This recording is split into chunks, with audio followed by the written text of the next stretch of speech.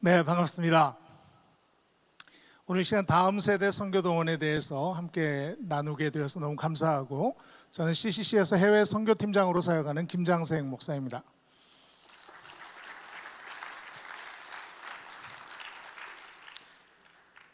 네, 이 시간이 가장 중요한, 이 앵커의 대회 중에 가장 중요한 시간임을 믿으시길 바랍니다. 다른 많은 트랙에서 많은 말씀들을 하셨어도 다음 세대가 이 유업들, 선교의 유업들을 이어가지 않으면 아무 일도 일어나지 않을 것입니다. 그런 면에서 이 다음 세대의 선교 동원은 앵커의 대회 중에서도 가장 중요한 이슈로 우리가 다루어야 될 내용이다 하는 생각을 해봅니다.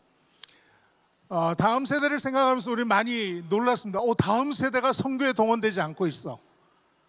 다음 세대가 줄어들고 있어. 하는 그 위기감을 가지고 계십니다. 제가 보니까요, 그 이유가 바로 이 도표 때문에 그런 것 같아요.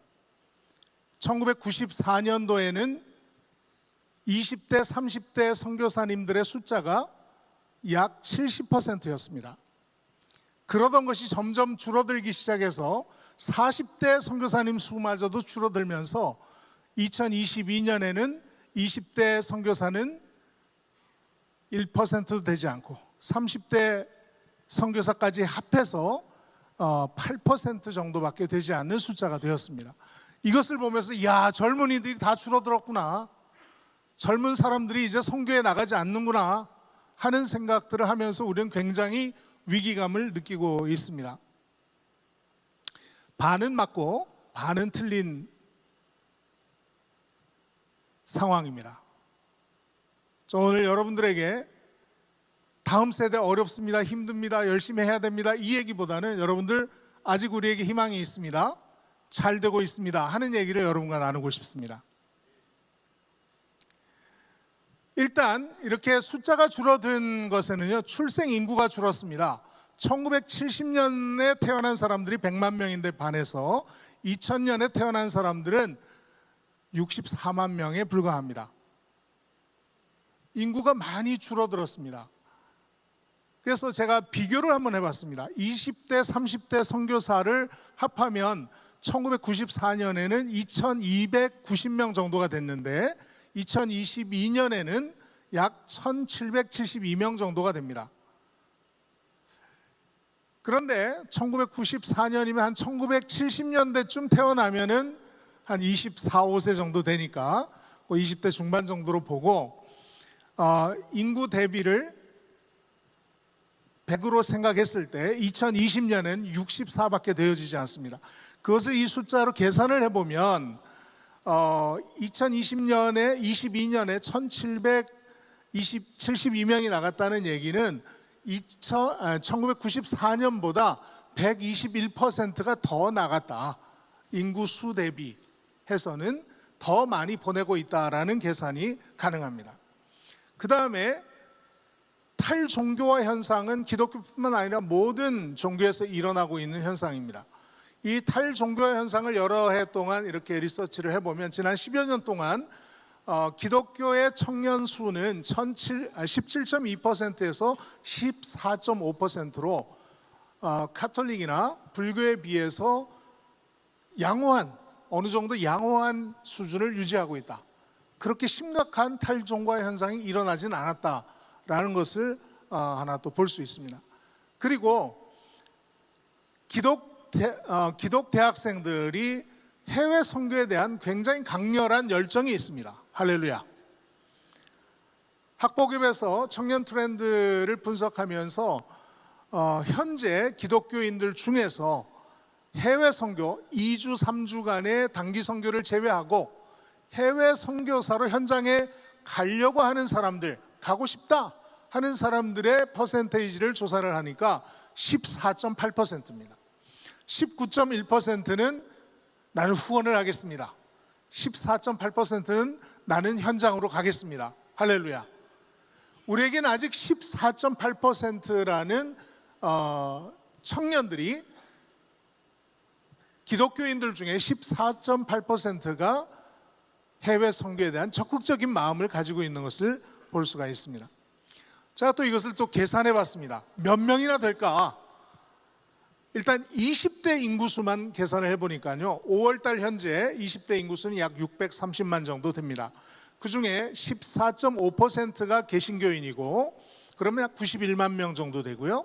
그 중에 14.8%가 선교 지망자니까 20대 기독교인들 중에, 지금 대한민국의 20대 중에 선교를 나가겠다고 하는 사람이 무려 13만 5천 명.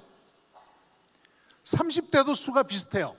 그러니까 30대까지 하면 우리에게는 70만 명의 선교 지망생들이 있습니다. 할렐루야.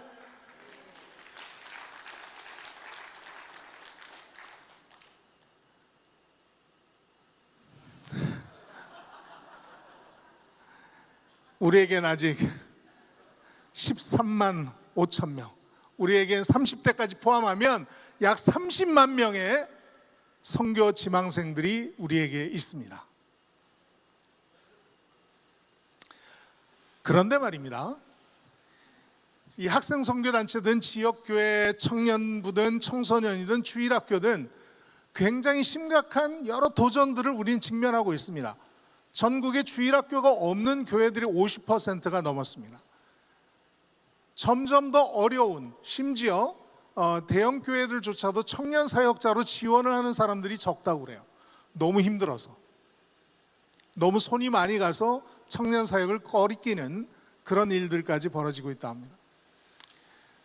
어떤 한 목사님은 개인적으로 만나서 얘기하다가 이런 얘기를 하셨어요. 저희 교회 청년 사역은요, 응급실 같습니다. 지금 응급실에 있는 아이들에게, 자, 너네는 선교라는 마라톤을 해야 돼. 어떻게 할 수 있을까요? 정말 어렵습니다. 우리는 지난 여러 해 동안 이 숫자와 굉장히 숫자를 보면서, 통계를 보면서 우리는 선교를 많이 예측해 왔습니다. 근데 지금 우리가 숫자보다 더 중요하게 봐야 될 것은요, 퀄리티입니다. 청년들이 그 많은 숫자가 있지만 그러나 퀄리티가 예전과 많이 다르다, 상황들이 많이 바뀌었다 하는 것입니다. 저희가 몇 달 동안 다음 세대 선교 동원을 어떻게 하면 더 활성화할 것이냐에 대한 고민을 했습니다. 수개월 동안 우리 5명의 트랙 리더들이 사전 토의, 발제 준비를 하면서, 또 앵커의 기간 동안 어저께와 그저께 특별히 굉장히 중요한 토의들을 해주셨는데, 그것들을 저희가 토의들을 다 소그룹별로 모아서 패들렛에 정리를 했더니요, 너무너무 중요한 이슈들을 다루어 주셨어요. 그래서 제가 원래 하려고 했던 강의들을 조금 수정해서 이 의견들을 다시 모아서 오늘 다음 세대 선교동원 활성화를 위해서 우리는 한 6가지 정도의 역할을 좀 해야 되겠다 하는 생각을 합니다. 같이 한번 하나씩 읽어보겠습니다. 하나, 둘, 셋. 네, 고래 갖고는 돌아가기 어려울 것 같습니다. 다시 한번 좀 더 세게. 하나, 둘, 셋. 네, 교회가 본질에서 벗어났다는 얘기는 굉장히 오랫동안 많은 분들에 의해서 얘기가 되고 있습니다. 토저 목사님도 그런 얘기 하셨고요. 그 다음에 잊혀진 교회의 길이라는 앨런 허쉬라는 선교학자도 이런 얘기를 하셨고, 랄프 윈터도 우리 선교 잘못됐다 하는 얘기도 하셨습니다. 미국 상원의 채플린이었던 리차드 헐버슨 목사님은 이런 얘기를 했습니다. 초대교회는 살아계신 그리스도를 중심으로 한 남녀가 교제하는 모임이었습니다. 이 교회는 그리스도로 옮겨가 철학이 되었고, 로마로 옮겨가서는 제도가 되었습니다. 그리고 유럽으로 옮겨간 교회는 문화가 되었고, 미국에 와서는 마침내 기업이 되었습니다. 어느 영화 감독은 여기에다 한 문장을 더했습니다. 한국으로 와서는 대기업이 되었습니다. 청년들이 교회에서 빠져나가고 있습니다. 선교 동원을 얘기하기 전에 우리는 청년들이 있는 이 풀을 먼저 생각해야 되는데, 이 교회에서 청년들이 점점 이탈이 되고 있다는 것이 가장 심각합니다. 그래서 이 이탈되는 것을 막고 청년들을 다시 교회로 불러들여야 우리는 이 청년 선교 동원을 성공적으로 해낼 수 있겠다라는 고민을 하면서요. 청년들이 교회를 이탈하는 가장 큰 요인은 목회자에 실망했다. 교회의 비상식적인 모습이다. 청년들에 대해서 이해하지 못한다. 이런 이야기들이었습니다. 그리고 저희 그룹에서 트랙에서 나왔던 이야기들을 다 종합을 해봤는데요. 한국교회 청년들에게 비전이 없는 것이 아니라 지금 보니까 한국교회에 비전이 없다. 한국교회가 선교적 비전을 청년들에게 제시해 주느냐, 주고 있느냐. 영적인 갱신과 십자가의 중심이 된 그런 공동체가 정말 교회다운 교회가 되고 있느냐 하는 것에 대한 많은 분들의 안타까운 마음이 모아졌습니다. 그래서 이렇게 한번 정리를 해봤습니다. 어떻게 하면 될까? 같이 한번 읽겠습니다. 시작.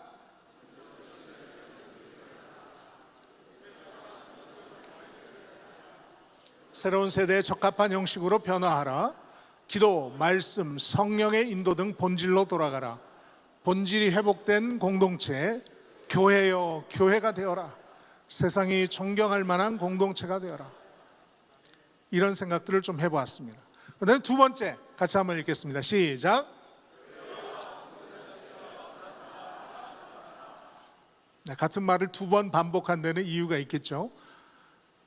그동안 선교단체와 교회는 로컬 처치, 파라처치 하면서 약간 물과 기름같이 섞이지 않을 때도 있었습니다. 그러나 이제는 우리가 이 윈드폴이라고 하는 바람이 불어서 사과가 그냥 우르르 떨어졌던 이런 시대를 지나서 이제는 우리의 열매를 찾기 어려운 상황이 됐습니다. 교회도 마찬가지고 선교단체도 굉장히 어렵습니다. 이럴 때 우리가 해야 되는 일은 콜라보레이션인데요. 특별히 연합해야 될 가장 큰 이유가 여기에 있습니다. 선교적으로는 교회가 제공할 수 있는 일반적인 교회의 모습입니다. 일반적인 교회에서는 선교 훈련을 제공하는 교회도 가끔 있습니다. 그리고 단기 선교를 가는 교회는 있습니다. 그리고 그 이후는 없습니다. 교회를 통해서 선교사가 되려면 신학을 하고 교단, 파송, 선교사가 되는 평신도로서의 선교사로 헌신할 수 있는 그런 루트 자체가 없습니다. 프로세스 자체가 있지 않습니다. 반면에 대부분의 선교단체들은 프로세스를 갖고 있습니다. 선교사 선발부터 파송까지 케어까지 모든 시스템을 작은 선교단체라고 하더라도 이 시스템을 가지고 있습니다. 그래서 우리가 같이 협력을 한다 그러면 정말 큰 시너지를 만들어낼 수 있겠다. 30만 명의 20, 30대 선교 자원자들이 나갈 수 있는 길이 지금 없다는 얘기입니다.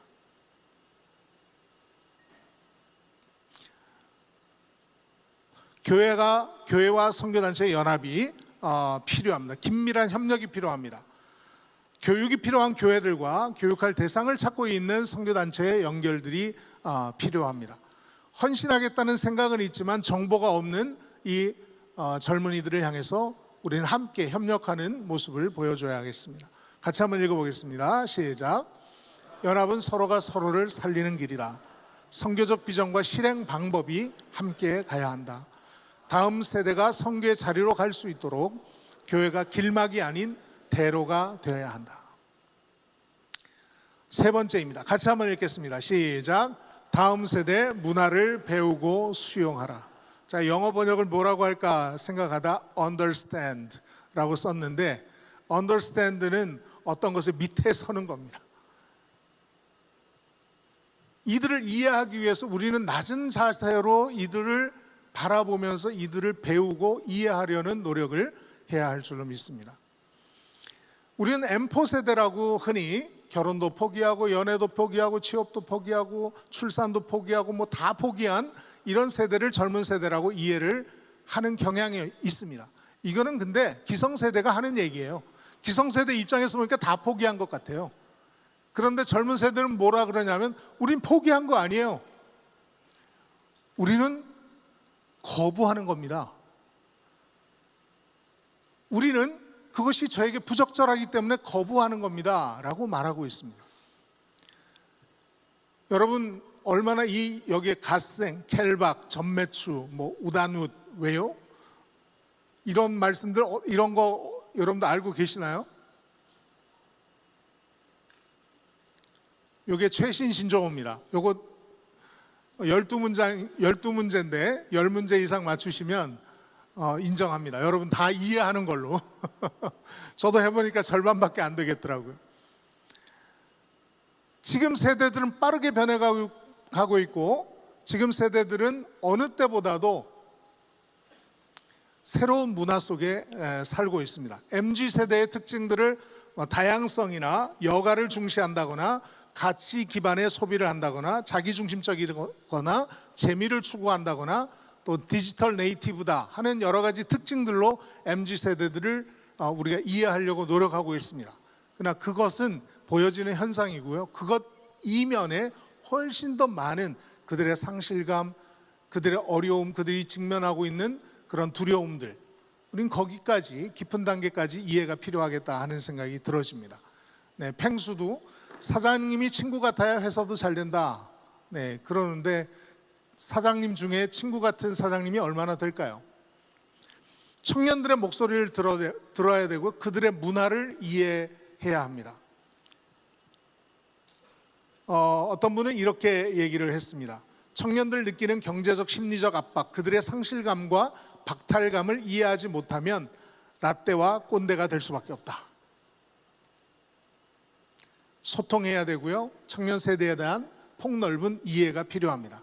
같이 한번 읽겠습니다. 시작.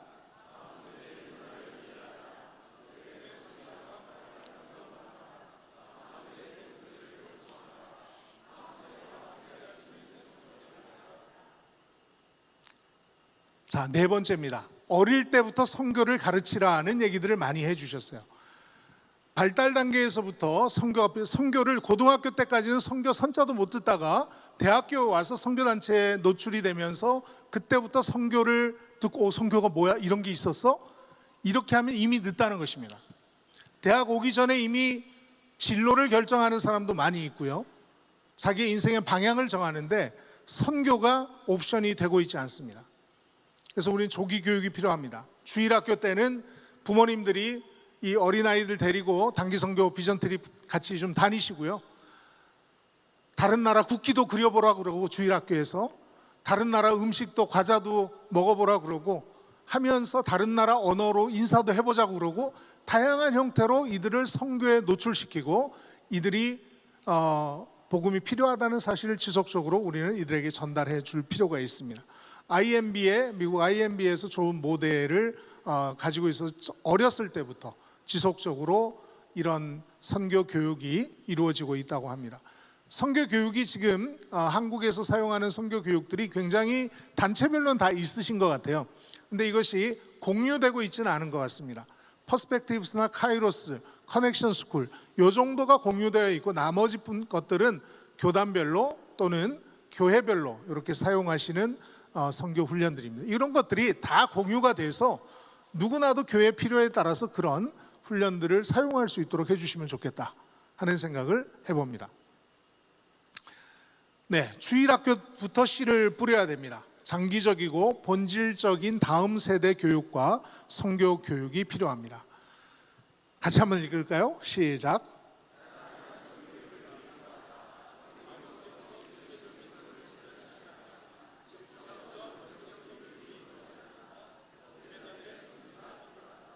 네, 이런 대안들을 저희가 고민을 좀 해봤습니다. 다섯 번째, 시대에 적합한 선교학을 정립하라 하는 것입니다. 선교학은 그동안 여러 형태로 계속 발전이 되어 왔습니다. 지금 시대에 우리는 어떤 선교를 해야 되는가? 풀뿌리 선교, 저는 굉장히 큰 임팩트를 받았습니다. 그동안 우리가 풀타임 선교사님들, 전문가 집단에 의해서 하던 전임 사역자들에 의해서 진행되던 선교가 모든 사람들이 선교하는, 일반 성도들이 선교에 참여하는 형태가 될 수 있도록 우리는 바꿔야 될 것입니다. 선교의 영역도 지금 굉장히 넓어지고 있습니다. 타문화권에서 제자를 만들던 모든 족속으로 제자를 삼으라 하는 그 말씀에 입각한 어떤 그런 것들을 선교라고 인식하던 시점에서 이제는 선교의 폭이 굉장히 총체적 선교로 다변화되었습니다. 이런 변화하고 있는 선교의 방향 속에 우리는 선교학이 정립이 되어 있는가 고민을 좀 해야 할 것 같습니다. 이런 문제들을 얘기를 해주셨어요. 선교적 교회는 교회를 갱신하는 개념으로 선교를 통해 교회를 새롭게 한다는 의미라서 정작 선교에 도움이 되지 않는다. 미셔널 라이프를 강조하다 보니까 진짜 해외 선교 타문화권 파송은 이루어지지 않고 있다. 오히려 약화되고 있다 하는 이런 평가들을 하고 있습니다. 이런 변화하고 있는 주제들에 대해서 우리는 방향성을 여기에 계신 분들이 다 선교 전문가들이시니까 우리가 여기에 대한 분명한 입장 정리를 좀 해야 할 것 같습니다. 풍선 효과라는 것이 있습니다. 한쪽을 누르면 다른 쪽이 튀어나오게 되어 있죠. 일상에서의 미셔널 라이프를 강조하니까 반대급부로 해외 선교, 그럼 나 해외 나가지 않아도 되겠네? 난 미셔널 라이프를 살면 돼 라고 하면서 좀 더 쉬운 헌신을 선택하는 경향도 있습니다. 지상 대위임령은 모든 족속으로 가서 제자를 삼는 것은 아직도 우리에게 최우선의 순위인가? 우리가 다시 한번 신학적으로 또 선교학적으로 정립이 필요하다 하는 생각을 해봅니다. 선교계 리더들이 한국교회 선교 방향성을 제시해 주셔야 합니다. 80세계 복음화 대성회 때 10만 선교사를 파송합시다 라든지 어떤 한국교회가 공유할 수 있는 선교적 비전이 우리에게 필요합니다. 선교의 개념 확장에 대한 입장 정리가 필요합니다. 모든 것이 선교면 과연 모든 것이 선교일까? 선교적 삶과 선교를 조화시키는 선교학적 해석이 필요하겠습니다. 자, 마지막으로 6번째입니다. 같이 한번 읽겠습니다. 시작. 이 얘기를 하기 위해서 굉장히 고민을 했습니다. 이 얘기를 어느 수준에서 해야 될까? 강대웅 총장님도 젊은 세대들을 여기에 다음 세대들을 이 자리에 초대하기 위해 굉장히 고군분투하셨다는 말씀을 하셨는데요. 어떤 면에서는 우리가 여기에 계신 저와 여러분이 우리 후배들의 길을 막고 있지는 않은가? 그들에게 가야 될 기회를 우리가 쓰고 있지는 않는가 하는 것을 한번 돌아보면 좋겠습니다. 제가 여러 선교 집회에 이렇게 다녀보니까요, KWMA, KWMC, KWMF 대회를 다녀보니까 저희 CCC에는 제가 시니어급입니다. 근데 제가 여기 오면요 막내 수준이에요. 전 다음번에 앵코회를 한다 그러면 여러분이 꼭 오셔야겠다면 최소한 한 2배 정도의 카파를 넓혀서 최소한 1명 이상의 후배들을 여러분들이 데리고 올 수 있도록 하면 좋겠다 하는 생각이 들어집니다.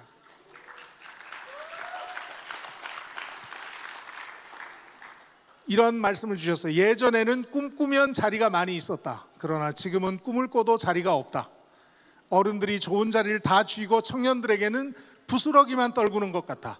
어른들이 먼저 반성하고 좋은 것을 내어주는 것이 있어야 청년들에게 기회가 주어지지 않을까. 기성세대가 재정은 되고 청년들이 알아서 하도록 자리를 내어주자. 할렐루야. 지금 이 시대가 변했는데요, 우리는 이 시대를 읽지 못하는 많은 기성세대들이 있습니다.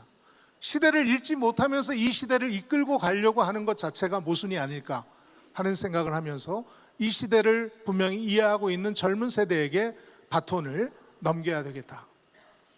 다음 세대에게 리더십의 자리를 내어주십시다. 다음 세대를 더 이상 사역의 대상으로 보지 않기를 바라고요, 신뢰하고 존중해주고 기성세대는 안전한 울타리, 조력자의 역할, 지지자의 역할을 할 수 있기를 바랍니다. 코이라는 물고기가 있습니다. 번역하면 비단잉어입니다. 이 비단잉어는 작은 어항에 기르면 한 5cm에서 8cm 정도 자란답니다. 근데 이 녀석을 연못에다 집어넣으면 한 25cm까지도 자란대요. 근데 한번 제가 본 적이 있는데 이만한 금붕어를 낚시해서 들고 있는 사진을 본 적이 있습니다. 강에 풀어놓으면 120cm까지 자란다고 합니다. 오늘날 우리 청년들에게 마음껏 일할 수 있는 문을 우리가 저와 여러분들이 만들어줘야 하지 않을까요? 이 6가지를 제가 보니까 2가지는 지역교회에서 조금 더 관심 있게 팔로우업을 해주셔야 될 영역이고, 2가지는 선교단체가 조금 더 팔로우업을 해주셔야 되고, 2가지는 같이 교회와 선교단체가 함께 팔로우업을 해야 될 영역이라고 생각이 들어집니다. 앞으로 이 앵코의 이후에도 지속적으로 또 저와 여러분이 한국 선교가 다음 세대가 더 많은 다음 세대가 주님의 복음을 들고 땅끝까지 갈 수 있도록 하는 일에 함께 머리를 맞대고 함께 기도할 수 있기를 간절히 바랍니다. 감사합니다.